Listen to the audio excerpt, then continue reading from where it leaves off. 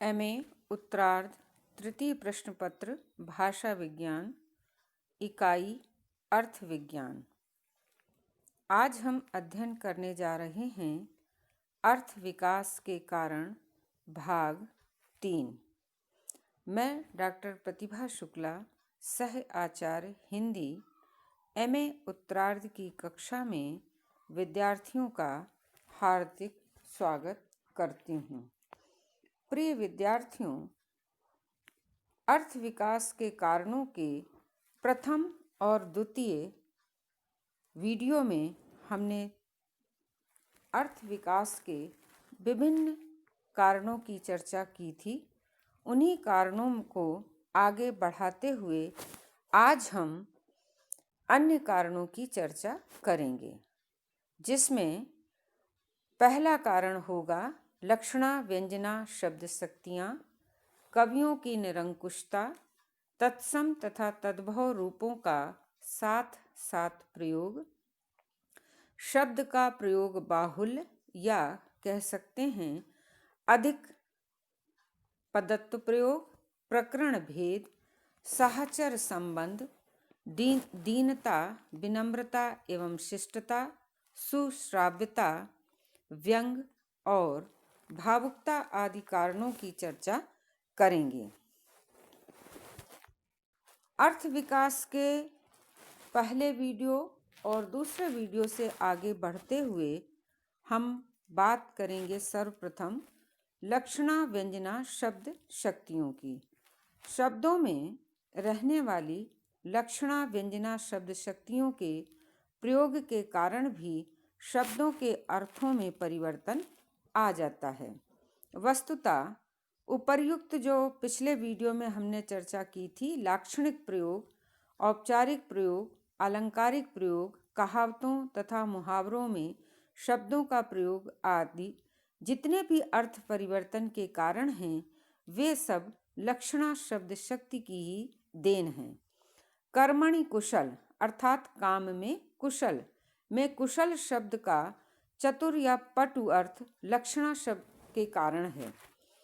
लाठियाँ चल रही हैं में लाठियाँ चलने का अर्थ आदि जो हम लेते हैं वो लक्षणा शब्द शक्ति के द्वारा ही निकालते हैं। इसी प्रकार मुहावरे, कहावतें सब लक्षणा का ही चमत्कार है। इसी प्रकार अलंकारों से भी शब्दों के अर्थ में परिवर्तन होता है, वह भी लक्षणा शब्द शक्ति के द्वारा ही संभव है। इसी प्रकार अस्त अंग तो अर्कः या सूर्यास्त हो गया या संध्या हो गई आदि वाक्यों के जो भिन्न भिन्न व्यक्ति भिन्न भिन्न अर्थ लेते हैं, जैसे धार्मिक व्यक्ति कहेगा संध्या उपासना का समय हो गया, ग्वाला गायों को लौटाने का समय हो गया, विद्यार्थी पढ़ने का समय समाप्त हो गया, चोर चोरी करने की तैयारी करने का समय हो गया आदि आदि जो भी भिन्न भिन्न अर्थ लेते हैं वह व्यंजना शक्ति के द्वारा ही ज्ञात होता है। विभिन्न व्यक्तियों की विभिन्न रुचि के अनुसार अर्थ देने के कारण ही व्यंग या ध्वनि काव्य को उत्तम काव्य माना जाता है। एक ही शब्द से कि सूर्यास्त हो गया या अर्क जो है अस्ताचल के अस्त अंक में चला गया है, इसी एक बात से कई लोगों ने जो जिनका व्यवसाय भिन्न भिन्न है या जिनकी अवस्था भिन्न भिन्न है, उन्होंने अपना अलग अलग अर्थ निकाला और इस तरह से एक ही शब्द के भिन्न अर्थ हो गए और इस तरह से वे अर्थ परिवर्तन के कारण बने। अगला कारण है कवियों की निरंकुशता। कभी कभी स्वच्छंदता पूर्वक शब्दों को मनमाने अर्थ में प्रयुक्त करने के कारण कवियों की निरंकुशता मानी जाती है। ऐसे स्थलों पर शब्दों का प्रयोग अशुद्ध न मानकर कवियों के अनुसार ही उनका अर्थ करना पड़ता है। यह सुविधा केवल सिद्ध कवियों की ही है। जायसी की निम्न पंक्ति में निराश शब्द द्रष्टव्य बहुत धूम घूंटत मैं देखे उतरु न देह निराश। यहाँ निराश शब्द का अर्थ निराश या आशा रहित न होकर निरपेक्ष है। इसी प्रकार सुमित्रानंदन पंत ने अपनी बापू के प्रति कविता में गांधी जी को अछूत कहा है, जिसका अर्थ है छुआछूत से परे। इसी प्रकार एक और उदाहरण रामचरितमानस से अधिकतर लिया जाता है, जब सीता जी कहती हैं मरम बचन तब सीता बोला। यहाँ पर बोला शब्द जो है कहा के अर्थ में है, जबकि यदि बोला क्रिया का ही प्रयोग किया जाए तो स्त्रीलिंग का प्रयोग होना चाहिए। कुछ ऐसे उदाहरण हैं जो काव्य में कवियों की निरंकुशता के कारण शब्दों के अर्थ में परिवर्तन उत्पन्न करते हैं। अगला कारण है तत्सम तथा तद्भव रूपों का साथ साथ प्रयोग करना, एक साथ प्रयोग करना। भाषा में तत्सम और उनसे विकसित तद्भव शब्दों का प्रयोग अधिकांशतः साथ साथ चलता रहता है, अर्थात तत्सम और तद्भव दोनों रूप भाषा में एक ही काल में एक ही समय में जीवित रहते हैं, किंतु भाषा का व्यवहार करने वाले अनजाने ही उनके अर्थों में अंतर कर लेते हैं। जैसे तत्सम शब्द गर्भिणी तथा गाभिन दोनों शब्द समानार्थक हैं, किंतु गर्भिणी शब्द जहाँ मानवीय स्त्री की गर्भावस्था को इंगित करता है, वहीं गाभिन शब्द पशुओं की गर्भावस्था का द्योतक बन गया है। इसी प्रकार भद्र तथा भद्दा, श्रेष्ठ तथा सेठ, खाद्य तथा खाद आदि शब्दों के अर्थों में भी अंतर हो गया है। तत्सम शब्द पत्र आज भी चिट्ठी पत्री के अर्थ में प्रयुक्त होता है, जबकि उससे विकसित पत्ता, पत्ती, पत्तल, पतला, पातर तथा पत्तर आदि तद्भव शब्दों का अर्थ बदल गया है। शांत और संत शब्दों का अर्थ भी यहाँ विचारणीय है कि ये दोनों एक ही शब्द का अर्थ देते हैं, किंतु इनके प्रयोग के संदर्भ बदल गए हैं। अर्थ परिवर्तन के अगले कारणों में भाषाविदों ने जो कारण गिनाया है वह है शब्द का प्रयोग बाहुल्य। शब्द का प्रयोग बाहुल्य। बार बार या पुनः पुनः जब हम किसी शब्द का प्रयोग करते हैं तो वह शब्द प्रयोग बाहुल्य के अंतर्गत गिना जाता है। इस प्रकार के प्रयोग से भी शब्द के अर्थ में परिवर्तन हो जाता है। आज धन्यवाद का अर्थ धनवान कहना या धन धान्य कहना नहीं है, अपितु आजकल मात्र कृतज्ञता ज्ञापन के लिए ही इसका प्रयोग होता है। इसी प्रकार श्रीमान आदि शब्दों का प्रयोग भी आजकल केवल औपचारिकतावश ही किया जाता है, किसी को धनवान आदि कहने के लिए नहीं किया जाता। जबकि श्रीमान शब्द का अर्थ है कि जो श्री से युक्त हो, अर्थात धनाढ्य हो। अगला कारण है प्रकरण भेद। प्रकरण भेद के कारण भी शब्द के अर्थ में परिवर्तन हो जाता है। सैंधव शब्द इस विषय का या इस भाषा परिवर्तन के कारण का बड़ा प्रसिद्ध उदाहरण है। भोजन के प्रसंग में इसका अर्थ नमक हो जाता है तथा यात्रा के प्रसंग में इस शब्द का अर्थ घोड़ा होता है, क्योंकि दोनों ही सिंधु प्रदेश में उत्पन्न होने के कारण सैंधव कहलाते हैं। इसी प्रकार शास्त्र भेद में से भी शब्दों का अर्थ बदल जाता है। गुण शब्द का अर्थ दर्शन शास्त्र में सत्व, रज, तम, काव्य शास्त्र में माधुर्य, ओज और प्रसाद तथा आयुर्वेद में द्रव्य गुण लिया जाता है। इसी प्रकार रस शब्द का अर्थ भी शास्त्रानुसार बदल जाता है। जहाँ भोजन के प्रसंग में रस शब्द सटरस का अर्थ देता है, वहीं साहित्य शास्त्र के अंतर्गत इस रस का संबंध 9 रसों से होता है। अगला कारण है साहचर्य संबंध। साहचर्य संबंध के कारण भी शब्दों के अर्थ में परिवर्तन होता है। सूरत महाराष्ट्र में एक स्थान का नाम है। विदेश से तंबाकू सर्वप्रथम वहीं आई थी, अतः सूरत के साहचर्य के कारण तंबाकू को भी सुरती कहा जाने लगा। सुरती।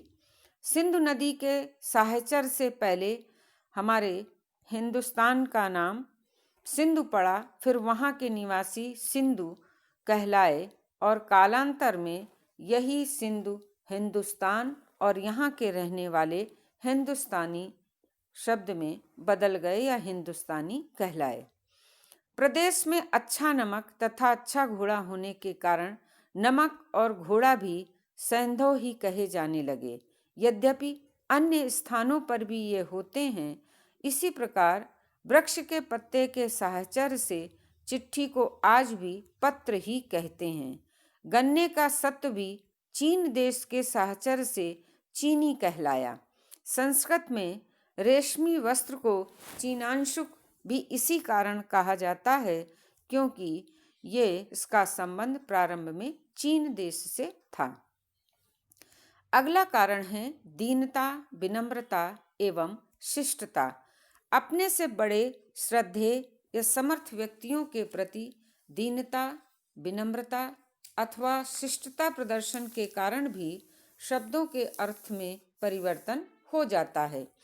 दीनतावश भिखारी किसी भी व्यक्ति को राजा कह देता है, जबकि आज के युग में राजाओं का कोई अस्तित्व ही नहीं रहा है। इसी प्रकार महानुभाव, महाशय आदि शब्दों का प्रयोग भी हम शिष्टतावश ही करते हैं। ये आवश्यक नहीं कि प्रत्येक व्यक्ति में ये गुण हों।